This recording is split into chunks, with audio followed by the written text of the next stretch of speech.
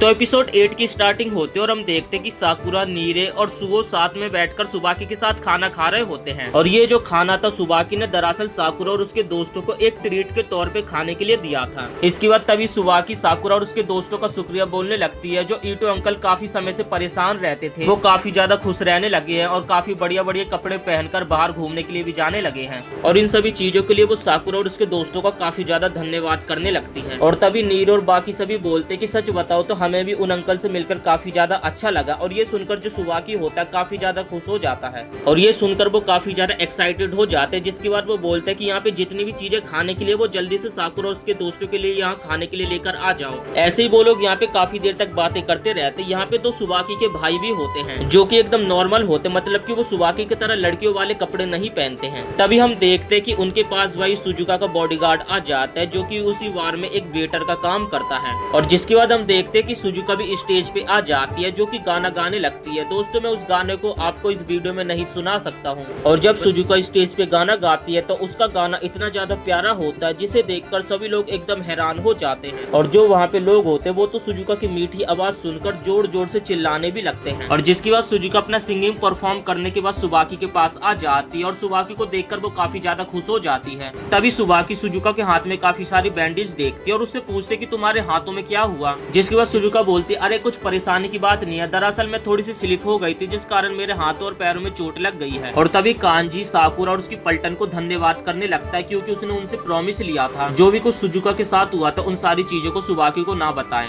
तभी एक बंदा भागते भागते आता है और वो कहता है कि काफी सारे बंदे इसी तरफ तोड़फोड़ मचाते हुए आ रहे हैं और देखने से लग रहा है कि वो कम से कम 30-40 बंदे हैं। जिसके बाद कांजी उस बंदे के साथ अकेले जाने लगता है। तभी सुबाकी उन दोनों की बातें सुनती है और सुबाकी बोलती है कि अच्छा चलो मैं भी तुम्हारे साथ चलती हूँ। तभी कांजी बोलते हैं कि आप ऐसा मत करो, मैं चाहता हूँ कि आप बार के अंदर यहीं रुको, आप बस यहाँ रहकर सुजुका की देखभाल करो, बाकी सब कुछ हम संभाल लेंगे। जिसके बाद साकुरा बिना कुछ बोले बाहर जाने लगता है। तभी कांजी उसे देखता है और बोलता है कि अरे तुझे बाहर जाने की कोई भी जरूरत नहीं है भाई। जिसके बाद साकुरा बोलता है कि ये वही बंदे जिनसे अभी हमारी कुछ देर पहले लड़ाई हुई थी, तो ये जो प्रॉब्लम तुम्हारी अकेले की नहीं बल्कि ये हमारी भी है। जिसके बाद सुबाकी बोलती कि फर्स्ट ईयर वालों मुझे नहीं पता कि तुमने बाहर पहले क्या किया, लेकिन मैं यही चाहती कि तुम अभी बाहर जाके अच्छे से लड़ाई करो। इसके बाद वो कांजी को भी बोलती कि तुम मेरे फर्स्ट ईयर वाले लड़कों का ध्यान रखना। इसके बाद वो लोग भागते भागते जा रहे होते। तभी कांजी बोलते कि सच में तुम लोग मेरी मदद कर रहे हो, इसलिए तुम्हारा बहुत बहुत शुक्रिया। तभी साकुरा भी बोलते कि भाई मैं तुम्हारी मदद कुछ नहीं कर रहा हूँ, मैं पहले से फाइट में ज्वाइन था तो मैं इस फाइट को खत्म करना चाहता हूँ। तभी कांजी साकुरा के सर पे हाथ रखता और उसे कहता कि साकुरा भाई तू सच में दिल का बहुत ही ज्यादा अच्छा है और मुझे फ्यूरन के स्टूडेंट से यही उम्मीद है। तभी हम देखते कि पीछे से नीरे और सुओ भी आ रहे होते। तभी नीरे बोलता है हम तो बस 4-5 लोग हैं और उनकी संख्या काफी ज्यादा है।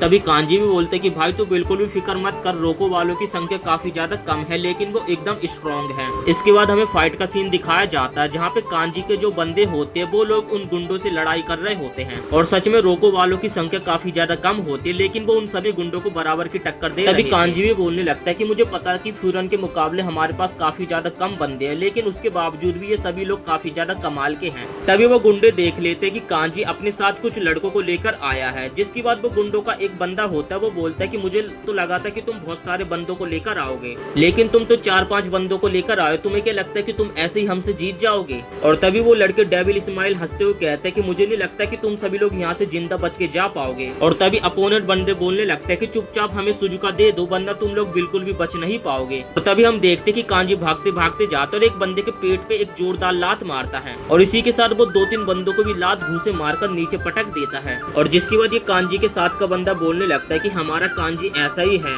और तभी कांजी अकेले काफी सारे बंदों को पटक के पेलने लगता है। और तभी कांजी एक बंदे की कॉलर पकड़ के बोलते कि जो तुम्हारे करने की हिम्मत ना हो ना उस चीजों को बोलना भी नहीं चाहिए। साकुरा यहाँ पे ये सारी चीजें देख रहा होता है और कांजी को देखकर यहाँ पे साकुरा को ओमेमिया की याद आने लगती है। और तभी कांजी बोलता है कि जब तक मैं हूँ ना यहाँ पे तुम लोग इस जगह का कुछ भी बाल भी बाका नहीं बिगाड़ सकते। और इसके बाद हम देखते कि कांजी बिना रुके लगातार बहुत सारे बंदों को पेलने लगता है, कभी लात घूसे घुटना सब चीज मारता, मतलब कि कुत्ते की तरह। और साकुरा और सभी लोग ये चीज देख रहे होते और वो लोग ये चीज देखकर काफी ज्यादा इम्प्रेस हो जाते हैं कि सच में कांजी काफी ज्यादा कमाल का है। तभी कांजी के ऊपर दो बंदे दो डायरेक्शन से हमला करने के लिए आने लगते हैं। तभी अचानक से साकुरा बीच में आ जाता है, जो कि कांजी को पिलने से बचा लेता है। जिसके बाद कांजी बोलता है कि तुमने मेरी दूसरी बार मदद करी है। और तभी एक बंदा साकुरा को मारने के लिए आता है। साकुरा उसे एक पंच मारते ही ढेर कर देता है। तभी एक और बंदा साकुरा के ऊपर हमला करने के लिए आता है। तभी साकुरा को साइड करके कांजी बीच में आता है और उसे एक जोरदार लात मारता है। तभी कांजी भी उसे मुस्कुराते बोलते कि देख भाई, मैंने तेरा बदला पूरा कर दिया, अब तेरा मेरे ऊपर कोई भी कर्ज नहीं है। जिसके बाद हम देखते कि कांजी और साकुरा दोनों साथ में मिलकर दो बंदों को एक जोरदार लात मारते हैं। और ये देखकर कांजी के साथ का ये जो बंदा होता है साकुरा को देखकर काफी ज्यादा इम्प्रेस हो जाते कि साकुरा सच में काफी ज्यादा पावरफुल है। जिसके बाद सुगो भी बताने लगता है, अरे भाई वो हमारा ग्रेट कैप्टन है। तभी हम देखते हैं कि सुगो और उस बंदे के ऊपर एक एक बंदा हमला करने के लिए आ रहे होते हैं। तभी वो दोनों दूसरी डायरेक्शन में जाकर एक एक बंदे के जोरदार लात मारते हैं।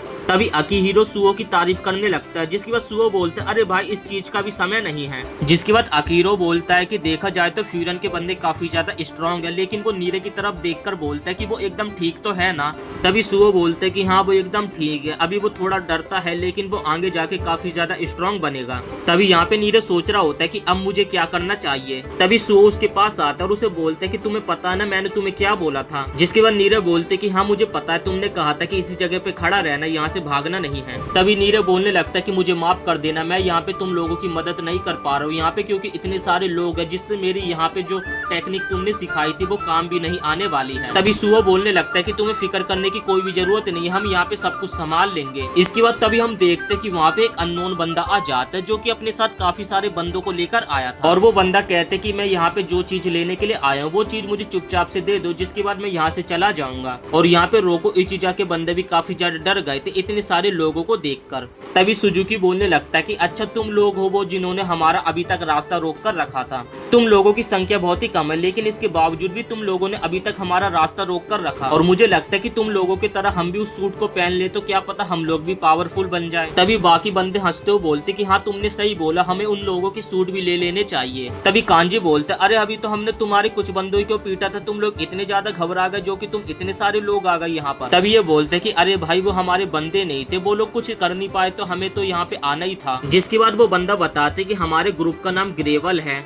और साथ ही हम सुनामा डिस्ट्रिक्ट से आए हैं। ये नाम सुनकर जो नीरे होता है काफी ज्यादा घबरा जाता है। जिसके बाद साकुरा पूछता है कि आखिर ये लोग कौन है नीरे। तभी नीरे बोलता है कि वहाँ पे पैसों की काफी ज्यादा कमी होती है, जिस कारण वहाँ के ज्यादातर लोग क्रिमिनल बन जाते हैं, और उस जगह के खच्चरों ने एक टीम बनाया जिसका नाम उन्होंने ग्रेवल रख लिया। तभी सुजुकी बोलने लगता है कि हमें उस लड़की को अपने साथ ले जाने के लिए पैसे मिलने वाले, तो मैं तुम सभी से चाहता हूँ कि उस लड़की को हमारे हवाले कर दो। और सच बताओ तो हम लोगों को फाइट करने का बिल्कुल भी मन नहीं है, चुपचाप से उस लड़की को हमारे हवाले कर दो। और देखकर लग रहा है कि तुम लोग काफी ज्यादा स्ट्रांग हो, लेकिन लड़ाई करते करते तुम लोग भी काफी ज्यादा थक गए होगे, तो लड़ाई करने की तो बिल्कुल भी उम्मीद मत रखना, क्योंकि हम लोगों की संख्या तुम देख सकते हो कितनी ज्यादा है। तभी कांजी बोलने लगता है कि हमें जीत से कुछ फर्क नहीं पड़ता, बस हम लोगों को एंटरटेन करने का काम करते हैं, और एंटरटेनमेंट बिना डर के होना चाहिए, जिससे हम जीते या फिर हारे हमें कोई भी फर्क नहीं पड़ता। और साकुरा तो ये सुनकर काफी ज्यादा हैरान हो जाता है। उसने तो यहाँ पे सोचा था कि वो जीतने के लिए बस फाइट कर रहे हैं, बट अभी ना साकुरा किसी को बचाने के लिए यहाँ पे फाइट कर रहा है, और ये सब काम साकुरा यहाँ पे इसलिए कर रहा ताकि वो टॉप तक पहुँच सके। और तभी साकुरा कांजी और ओमेमिया की थॉट एक जैसी समझने लगता है, और उसे यहाँ पे ओमेमिया की याद आने लगती है। जिसके बाद हम देखते हैं कि कांजी यहाँ पे अपनी टाई को ढीला करता है और अपनी टीम के साथ उन लोगों से लड़ने के लिए आगे बढ़ जाता है। और इसी के साथ ये एपिसोड यहीं पे समाप्त हो जाता है। वीडियो पसंद आए तो वीडियो को एक लाइक करके चैनल को भी सब्सक्राइब जरूर से कर देना।